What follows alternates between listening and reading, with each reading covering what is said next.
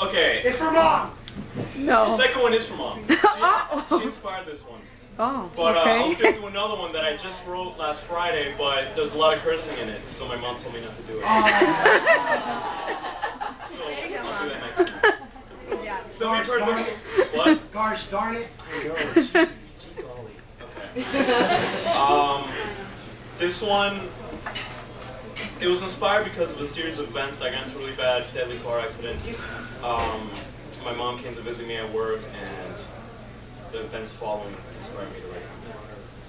So, here we go. Now, since we're on the topic of death, I should let you know that I feel pretty sore about this particular subject, but since we're on the topic of death, let you know just how sore it makes me. Now, I recently heard from a famous poet that going through life is like going from point to point following a straight line. However, straight lines are difficult, and sometimes we need a little assistance to help us from swaying too much. You see? We're all looking for that straight edge, that flat ruler, that direction, that little kick in the ass to keep us from staying still too long, stagnant. Going through life like connected dots is a comforting thought, yet I don't know where I'm going. Now, why is it so sad to see people die?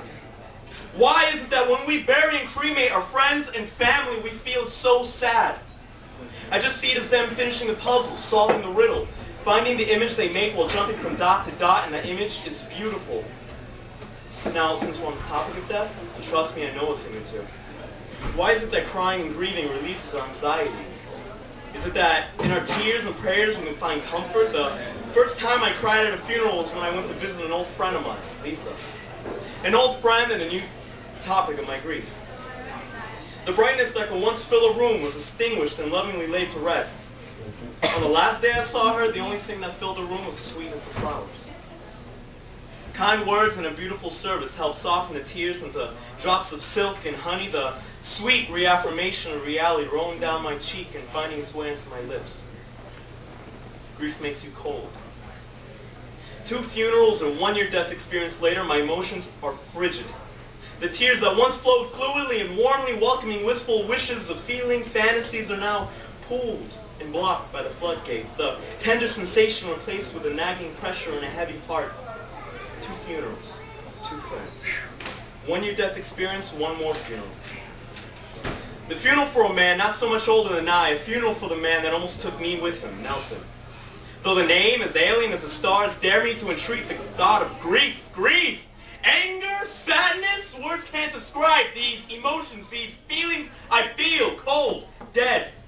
Since we're on the topic of death, Lisa, Walter, Alexis, Nelson, innocence, sensation, life. Every day I pray for the lives of loved ones. Every day I die a little in exchange for a few more moments. I need to find my brightness. Where's the time gone? Where's the innocence gone? Where has my light gone? I'm sitting here possessed by something simple yet totally engrossed by its spectacular complexity. Although I'm not so forthcoming with the exact status of my emotions, I would like to note that my emotions wander around seemingly aimless but lost, but they're not lost. They're just looking for my light. The real component that is me, that sparkle, that glimmer. Breathing gets rough and heavy, that spark ignition, igniting flame and fire, passion, desire, want and need, hope and dream, what's real and seems so simple a thing.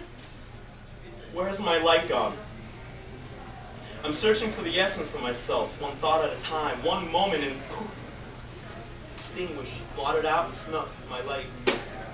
Without my light, I'm just going through the motions, me being me, but without the subtext that identifies the humanity, the distinction, the recognition, that thing that shows the world, this is me!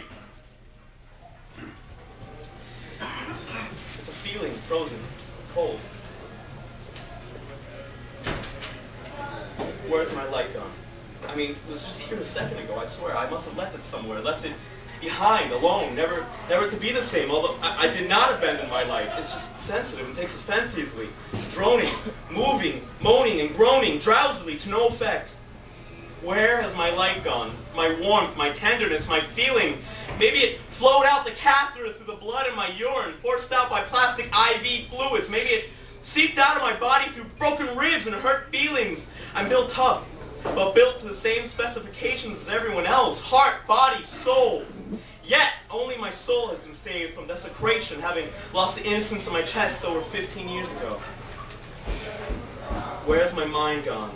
Our minds don't come standard. It's only after long bouts with depression and after withdrawals from lack of affection that I forged to stay in the steel cage holding my raging mind in place. Raging isn't the word.